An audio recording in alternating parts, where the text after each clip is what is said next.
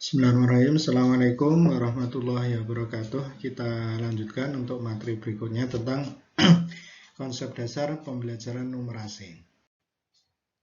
Apa yang dimaksud dengan numerasi? Bahwa numerasi adalah kemampuan untuk mengaplikasikan konsep dan keterampilan matematika untuk memecahkan masalah praktis dalam berbagai ragam konteks kehidupan sehari-hari. Jadi di sini kita artikan bahwa numerasi adalah bagaimana kemampuan siswa, ya. Kalau kita bicara siswa di sini adalah siswa bisa mengaplikasikan konsep dan juga keterampilan matematika untuk memecahkan masalah praktis di dalam berbagai ragam konteks kehidupan sehari-hari. Nah, definisi lain tentang numerasi adalah kemampuan untuk menganalisis dan menginterpretasi informasi kuantitatif yang terdapat di sekeliling kita yang ditampilkan dalam berbagai bentuk, ya, grafik, tabel, bagan, dan sebagainya. Lalu menggunakan interpretasi tersebut, ya, penafsiran tersebut, hasil analisis tersebut untuk memprediksi dan mengambil sebuah keputusan. Nah, dari sini kita bisa simpulkan dalam satu definisi bahwa numerasi adalah kemampuan siswa di dalam mengaplikasikan konsep, menerapkan konsep, ataupun keterampilan matematika, dan juga kemampuan siswa untuk menganalisis dan juga menginterpretasi, jadi menafsirkan berbagai hal informasi yang sifatnya kuantitatif yang terdapat di sekeliling mereka, bisa untuk memecahkan masalah praktis ataupun untuk memprediksi dan mengambil sebuah keputusan. Nah, ini adalah tentang numerasi. Jadi numerasi bukan lagi sekedar kita mengerjakan soal, ya. Jadi bukan lagi siswa mengerjakan soal matematika. Tidak, tetapi bagaimana pengembangan pembelajaran numerasi ini terkait dengan kemampuan siswa menggunakan, ya, konsep dan keterampilan yang sudah dimiliki. Kemudian dia juga bisa mampu menganalisis, menafsirkan informasi yang dari soal matematika yang diberikan tadi ini sebagai jawaban untuk menyelesaikan masalah yang ada di dalam kehidupan. Nah, kalau kita lihat bagan tentang numerasi seperti ini. Jadi ada 3 hal utama, yaitu karakter, kemudian ada alat, ada pengetahuan matematika, kemudian ditambah satu lagi yaitu konteks. Nah, jika ya ketiganya ini saling berhubungan, ya, ditambah lagi dengan konteks, maka dia akan menjadi seorang yang numerat. Nah, jadi menjadi numerat yaitu siswa ini dia memiliki keterampilan numerasi yang baik, melibatkan lebih dari sekedar menguasai matematika dasar saja. Jadi tidak hanya sekedar dia bisa mengerjakan soal matematika dasar, perhitungan, perkalian, pembagian, dan seterusnya. Tetapi dia juga dapat menghubungkan matematika yang dipelajari di sekolah dengan situasi di luar sekolah yang juga membutuhkan pemecahan masalah dan penilaian kritis di dalam non-matematika. Nah, jadi kalau kita lihat di sini, pengetahuan matematika siswa, misalnya dia memiliki kemampuan di dalam memecahkan masalah, di dalam mengestimasi, ya, di dalam mengetahui tentang konsep-konsep matematika yang sudah dipelajari, ataupun keterampilan matematika yang dimilikinya. Ya, kemudian dengan menggunakan alat yang sifatnya representasional, ya, misalnya dengan menggunakan gambar, bagan, grafik, dan seterusnya, ataupun fisik, misalnya pakai kalkulator, pakai laptop, ya, komputer, ya, ataupun dengan menggunakan digital, ya, semacam aplikasi-aplikasi tertentu yang diimbangi dengan karakter seperti sifat, ya, sikap, ya, keyakinan, fleksibilitas, inisiatif, ya, pengambilan resiko, ya, kemudian bersatu di dalam konteks kehidupan. Nah, jadi dalam konteks kehidupan yang dimiliki oleh siswa, ya, dia mampu menggunakan ketiganya ini. Nah, ketika sudah mengumpulkan ketiga-tiganya ini dari pengetahuan matematika, kemudian alatnya, kemudian karakternya, maka dia akan menjadi seorang numerat. Ya, seorang numerat yang ujung-ujungnya adalah dia memiliki kemampuan berorientasi kritis. Jadi dia memiliki kemampuan untuk berpikir kritis ketika menghadapi masalah-masalah seperti ini. Nah, sekarang kita lanjut di dalam komponen AKM ya. Di dalam komponen AKM ini kalau kita lihat untuk pengembangan numerasi di dalam soal AKM ada 3 hal yang diperhatikan. Yang pertama adalah konten. Ya, konten ini bilangan, pengukuran, data dan ketidakpastian ataupun aljabar, kemudian proses kognitifnya dan juga konteksnya. Jadi konteks personal, sosial budaya dan saintifik. Nah, di proses kognitif ini pemahaman ini adalah yang paling rendah ya. Jadi di pemahaman ini paling rendah, kemudian meningkat lagi penerapan, kemudian yang paling tinggi adalah soal AKM tadi adalah berbau dengan penalaran. Nah, kemudian konteksnya bisa dari personal, sosial budaya, dan saintifik. Jadi misalnya seorang mau mengembangkan soal AKM, maka harus memenuhi 3 hal ini. Misalnya kontennya dia ambil bilangan. Nah, kemudian proses kognitifnya mana yang mau dikembangkan? Ya, pemahaman, penerapan, ataukah penalaran. Nah, misalnya diambil penerapan. Nah, kemudian kita lihat konteksnya. Ya, konteks kehidupan kesehariannya itu seperti apa? Apakah tentang kehidupan pribadi atau sosial budaya kemasyarakatan ataupun saintifik itu sendiri, misalnya kedokteran, kemudian masalah pengetahuan alam atau pengetahuan sosial dan seterusnya. Nah, kemudian kita lihat di sini adalah output ya. Output seseorang yang sudah belajar numerasi. Nah, kalau kita bicara peserta didik dalam hal belajar numerasi, maka ada profil ya, kemampuan numerasi. Maka pembagiannya di sini di dalam soal AKM ada 4. Yang pertama perlu intervensi khusus, kemudian yang 2 adalah kemampuan dasar, yang ketiga cakap, yang keempat adalah mahir. Dan ini adalah yang paling tinggi, mahir. Nah, perlu intervensi khusus berarti pengetahuan matematikanya sangat terbatas.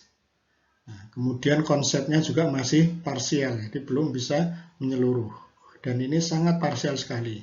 Kemudian kalau bicara komputasi ya terbatas. Jadi ini benar-benar dianggap siswa tadi ini masih minus ya, bisa dibilang minus ya, kalau tidak 0 ya dibilang minus. Ini berarti dia perlu intervensi khusus. Kalau dasar dia masih ada tingkatan yang lebih sedikit meningkat dari perlu intervensi khusus. Nah, di level dasar ini sudah memiliki keterampilan dasar ya. Komputasinya juga sudah ada, tapi masih sifatnya bersama langsung. Ya, kemudian konsep dasarnya juga masih sangat dasar. Nah, kemudian menyelesaikan masalah matematika ini masih sifatnya rutin. Tapi kalau yang cakap ini sudah lebih kompleks lagi. Nah, jadi sudah lebih dari dasar ya, dia sudah sifatnya sudah lebih, konteksnya bisa lebih beragam. Jadi dia sudah bisa mengaplikasikan pengetahuan atau keterampilan matematikanya dalam konteks yang lebih beragam. Nah, tetapi di cakap ini belum sampai mahir. Ya, jadi kalau mahir di sini ini ditambah lagi dengan sifatnya siswa tadi sudah bisa mengerjakan soal yang non rutin. Jadi bukan soal yang biasa dikerjakan keseharian mereka di sekolah. Nah, ini sifatnya non rutin. Jadi benar-benar ada hal yang sangat baru yang dipelajari oleh siswa. Nah, di sini berarti dia tingkatannya mahir. Jadi sudah mampu tidak hanya mengaplikasikan, tapi juga sudah mampu bernalar. Nah, jadi sudah mampu bernalar untuk menyelesaikan masalah yang sangat kompleks, gitu ya, dan juga non rutin. Nah, tapi kalau yang cakap di sini ini sebatas dia sudah mampu mengaplikasikan ya, mampu mengaplikasikan, nah, meskipun konteksnya sudah beragam. Tetapi kalau dasar ini kemampuannya masih dasar semua. Nah, beda kalau yang perlu intervensi khusus ya. Ini bisa dibilang masih sangat terbatas, atau minus bisa, 0 juga bisa. Nah, ini masuk di perlu intervensi khusus. Nah, kemudian numerasi di dalam pembelajaran. Nah, numerasi berperan menentukan cara dan arah pembelajaran matematika di sekolah. Nah, ini sangat jelas sekali bahwa membelajarkan numerasi di sekolah itu bukan hanya sebatas kita mengajarkan soal-soal saja. Ya, soal matematika saja, perkalian, perhitungan, pembagian, ya, operasi pecahan dan seterusnya. Bukan seperti itu. Tetapi bagaimana proses pembelajaran yang dilakukan di sekolah, ya, pembelajaran misalnya pembelajaran matematika yang berorientasi pada pembelajaran numerasi, ini benar-benar bisa mengaplikasikan apa yang sudah dipelajari dalam konteks kehidupan keseharian mereka. Nah, karena seperti itu maka tentu saja proses pembelajaran matematika di sekolah akan berubah. Ya, jadi tidak hanya sekedar textbook saja, tapi bagaimana ketika dihadapkan dengan masalah keseharian mereka di lingkungan sekitar mereka. Nah, sehingga pembelajaran matematika akan menjadi lebih bermakna ya bagi peserta didik secara kontekstual. Jadi lebih bermakna. Jadi bagaimana matematika ini bisa punya nilai ya, punya harga ya, punya sesuatu yang bisa menjadi menjadi alat bagi siswa untuk bisa memecahkan masalah kehidupan keseharian. Nah, jadi seperti itu. Jadi itu menjadi lebih bermakna. Kalau menjadi lebih bermakna, maka pembelajaran matematika yang dialami oleh siswa akan lebih menarik. Oh, ternyata matematika itu dekat dengan kehidupannya. Jadi tidak terpisah. Jadi tidak antara ini masalah kontekstual ya, masalah keseharian mereka dengan matematika tidak terpisah. Dengan pembelajaran numerasi bahwa matematika itu ada di dalam konteks keseharian mereka. Nah, oleh karenanya Bapak Ibu guru harus punya keterampilan untuk membelajarkan numerasi di kelas mereka. Jadi tidak hanya sekedar itu tadi ya, sekedar mengerjakan soal perkalian, pembagian, operasi pecahan, bilangan bulat, penarikan akar dan seterusnya, tapi bagaimana benar-benar numerasi yang diajarkan oleh Bapak Ibu guru di kelas, dibelajarkan bersama peserta didik di kelas, benar-benar siswa itu dia akan mengalami masalah yang ada di kehidupan mereka, ini berkaitan erat dengan dengan matematika. Jadi tidak terpisah. Nah, kita lihat 5 dimensi numerasi. Yang pertama adalah memberikan perhatian pada konteks kehidupan nyata. Ini siswa bisa memberikan perhatian. Jadi, oh ternyata konteks kehidupan nyata ini ada kaitannya dengan matematika, ada bentuk perhatian. Kemudian tingkatan yang kedua, yaitu siswa bisa menerapkan matematika tadi. Ya, dia bisa menerapkan pengetahuan matematika tadi untuk penyelesaian masalah. Nah, kemudian tingkatan 3 yang lebih tinggi lagi, siswa tadi bisa menggunakan alat fisik, ya, alat fisik misalnya kalkulator, kemudian bisa menggunakan sumber informasi dari luar, internet, begitu ya, dalam penyelesaian masalah matematika yang diberikan. Kemudian yang keempat, punya sikap positif, ya, punya sikap positif terhadap penggunaan matematika untuk pemecahan masalah. Nah, jadi ada peningkatan ya, jadi ada peningkatan sikap positif ya, terhadap penggunaan matematika di dalam pemecahkan masalah. Nah, jadi benar-benar mampu terinternalisasi. Oh, ternyata masalah seperti ini itu bisa ya diselesaikan dengan matematika. Nah, kemudian tahapan yang kelima ya, dimensi yang kelima yang paling tinggi adalah ini dia memiliki orientasi kritis dan membuat keputusan berdasarkan bukti. Nah, ini kalau sudah numerat ya, dia siswa tadi sudah bisa menggabungkan antara pengetahuan, kemudian sikapnya, kemudian alatnya, sehingga siswa akan memiliki orientasi berpikir kritis dan juga bisa membuat keputusan ya berdasarkan bukti-bukti yang ada.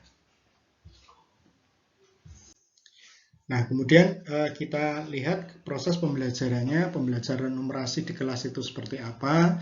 Yang pertama adalah di tahap pendahuluan ya, di tahap pendahuluan. Misalnya ketika masuk kelas ya, ini siswa diberikan masalah ya, masalah itu sudah diberikan di tahap pendahuluan. Kemudian siswa ini bisa memahami masalah dan juga menyederhanakan masalah. Ini tahap pendahuluan. Jadi masalah yang diberikan oleh Bapak Ibu guru di kelas, ini yang pertama siswa juga bisa memahami, kemudian bisa menyederhanakan masalah. Nah, kemudian di kegiatan inti, ya, inti pembelajaran, ya setelah siswa di pendahuluan tadi menyederhanakan masalah, bisa memberikan pemodelan.